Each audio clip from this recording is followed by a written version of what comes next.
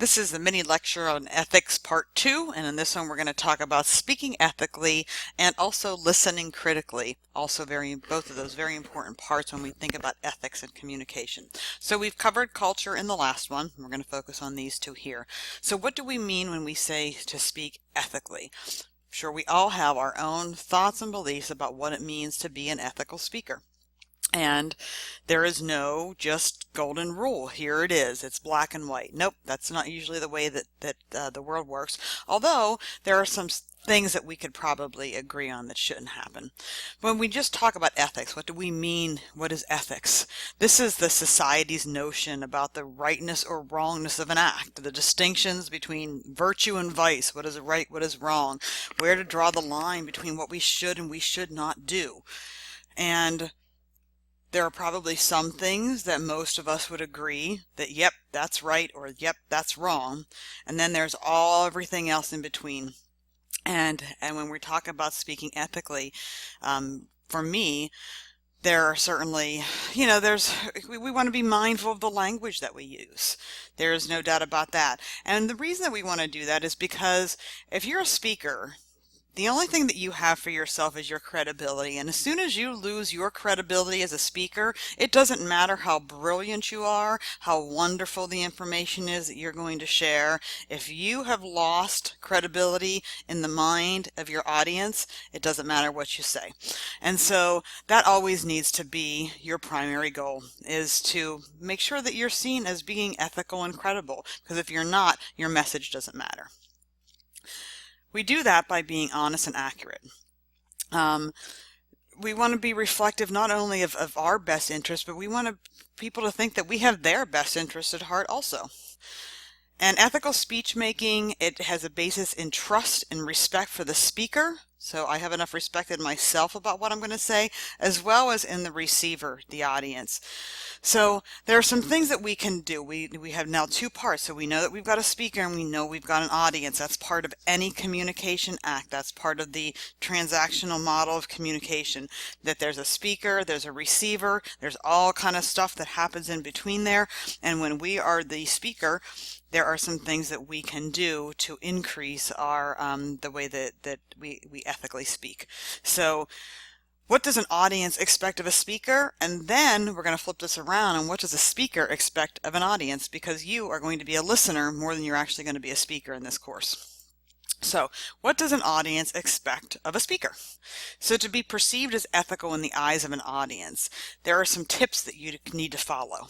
And it's not that one is more important than the other, but these are all things that work together. One, share only what you know to be true. When you are creating a message, if you are just making up information that fits into what you're doing, oh sure, there are plenty of times when you're going to get away with that, and we have all had that happen. As soon as we catch in one, that's it. That's going to hurt your credibility. Think about even your friend. You're friends with somebody, you find out they lied to you. How likely are you to trust them again in the future? Respect the audience.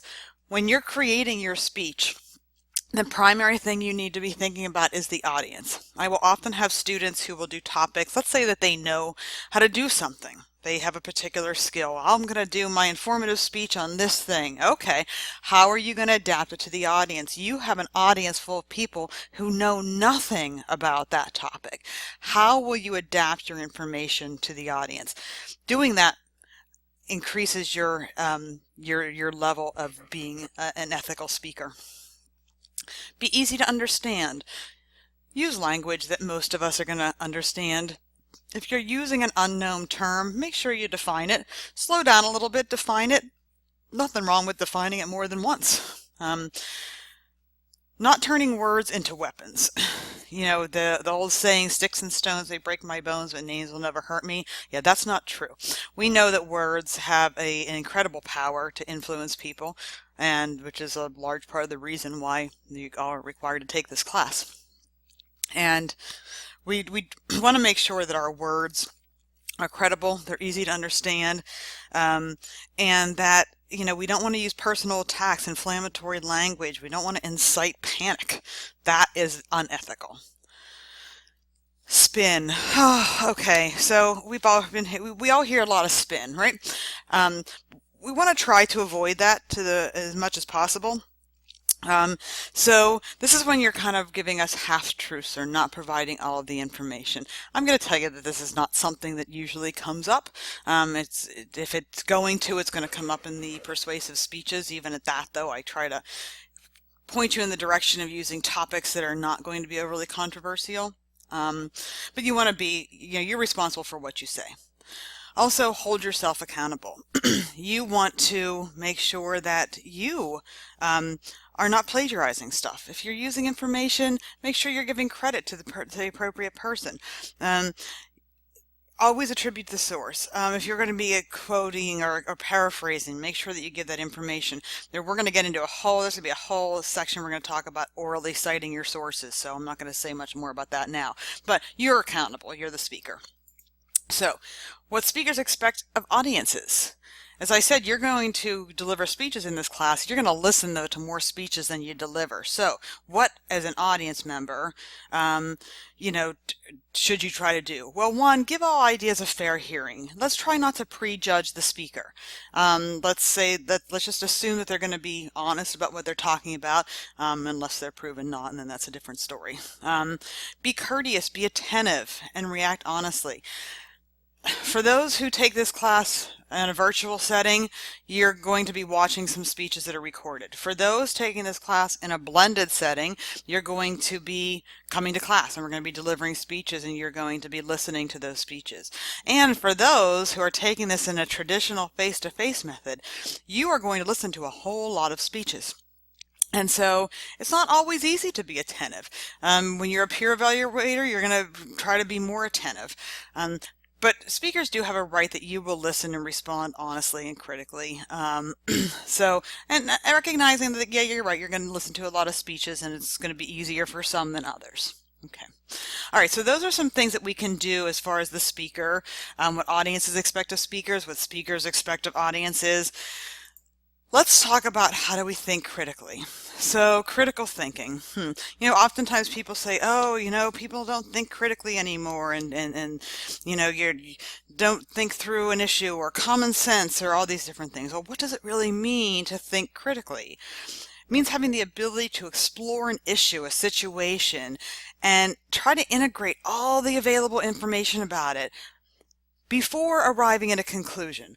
Most of us, many times, will come to a conclusion before we get all the information. And then, when we're presented with information that would contradict the conclusion that we already came to, we tend to dismiss the information and say, oh, well, that's just not real. Oh, well, no, that's not really true. As you're developing a speech and as you're doing research for a speech, and this is going to be probably more applicable to the persuasive speech, I always advise students, the devil's always in the details. Be open to pursuing this a different way depending on where your research takes you. And that's what it means to think critically. That you want to try to look at the information and you also want to be sure that you're evaluating that information correctly. And we're going to get into that in a couple weeks as well. Okay, so you set goals for yourself as a speaker, analyze that, assess the outcomes. This is all stuff that you can look at. So what do I mean to set goals? Well, so let's say you're now, of course, the listener, right? You're going to think critically because you're going to be the listener. So when you go to and you're listening to a speech, consider the speakers and the listeners' motivations for being there. Why are they there? Think about the degree to which speakers are speaking to serve their own interests, or are they speaking to serve the interests of others? There's a big difference. And reflect to the degree in which your mind is open to receive the speaker's ideas. I'm pretty sure that everybody can think of somebody that no matter what they said, they're like, wow, they're so smart, they're so good. Okay. That's not being a critical listener. Not everybody always says brilliant stuff all the time. Or somebody that no matter what they say, you're not going to listen to them. That's not being a good critical thinker. Analyze the consequences. For every speech event, seek to determine, is honesty there? If language was used ethically, if, the person expressed themselves, if was there logical evidence, did it make logical sense? Emotional appeals. This is something you are not going to do in an informative speech, but you will do with a persuasive speech. Are they balanced? Were they used so much that they concealed the truth? Also, looking at any selfish interests of the speaker. Not that it's not okay to have some, but that should not be the primary thing that a speaker is doing. And then assess the outcomes and the effects. So when the speech is all over, you're going to be looking and saying, wow, was this speech a success? Was it a failure? What do you think? Why do you think this? There's an assignment. It's going to be called the speech critique, where I'm going to ask you to listen to a speech. Oftentimes students choose a TED Talk. There's lots of interesting ones out there. And this is the whole purpose of it. You're the listener. You're going to go in there, you're going to listen critically to it, you're going to assess it. What did you think of the speaker? What did you think about what they said? What did you think about how they presented? All of these things are important. So let's wrap this up. So in chapter 3, when we look at ethics, 3 things to look at. Cultural aspects of it, you as the speaker speaking ethically, and thinking critically as the listener. Also, you're of course going to be thinking critically as you're creating your speech. All 3 of these are parts of the big area of ethics. So you'll want to be sure that you have reviewed chapter 3. All of this information was in chapter 3, and be sure that you take the quiz about ethics.